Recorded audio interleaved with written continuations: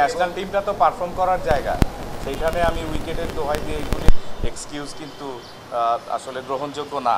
কারণ পারফর্ম করতে গিয়েছি, আমরা ন্যাশনাল টিমে খেলছি, ন্যাশনাল টিম ওইখানে যেই পরিস্থিতি হোক সেখানেই পারফর্ম করতে হবে।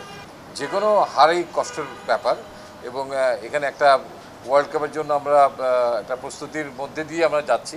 তো নিশ্চয়ই it's bit disappointing, no doubt about it, because একটা দুটো বিচ্ছিন্ন পারফরমেন্সের থেকে দল হারলেও যদি দলগত পারফরমেন্সটা ভালো হয়, প্রত্যেকটা ডিপার্টমেন্ট ওয়াইজ যেটা এক্সপেক্টেড ছিল সেই জিনিসটা ক্লিক করছে না, সেই জন্যই আই থিঙ্ক দুশ্চিন্তার কারণটা একটু বেশি।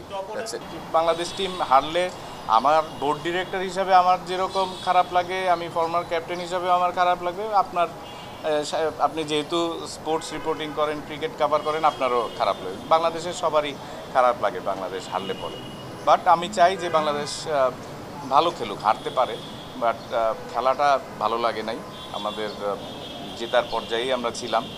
তো এই জিনিসগুলি কভার করবে, কারণ মেইন অ্যাসাইনমেন্ট কিন্তু আমাদের ওয়ার্ল্ড কাপ, টি-20 ওয়ার্ল্ড কাপে যদি আমরা পারফর্ম করি তখন আবার এইসব আমরা ভুলে যাব। কাজেই সেইটাকে মাথায় রেখে আমি চাই যে এখন সমালোচনা করাটা টু আর্লি, যেহেতু আমাদের মেইন অ্যাসাইনমেন্ট টি-20 ওয়ার্ল্ড কাপ, সেটাতে যেন ভালো করে, তার জন্য আমরা পাশে থাকতে চাই।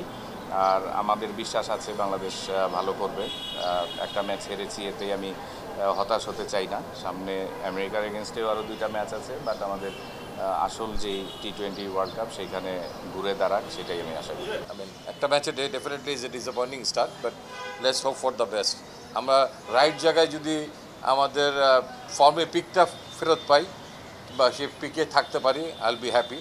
বাট ডেফিনেটলি এই সমস্ত জায়গার থেকে ভুল ভ্রান্তিগুলো মনে হয় খুব দ্রুত আমাদেরকে মেরামত করতে হবে। আমাদের হাতে খুব বেশি সময় নেই আসলে বিশ্বকাপের আগে। Thank you.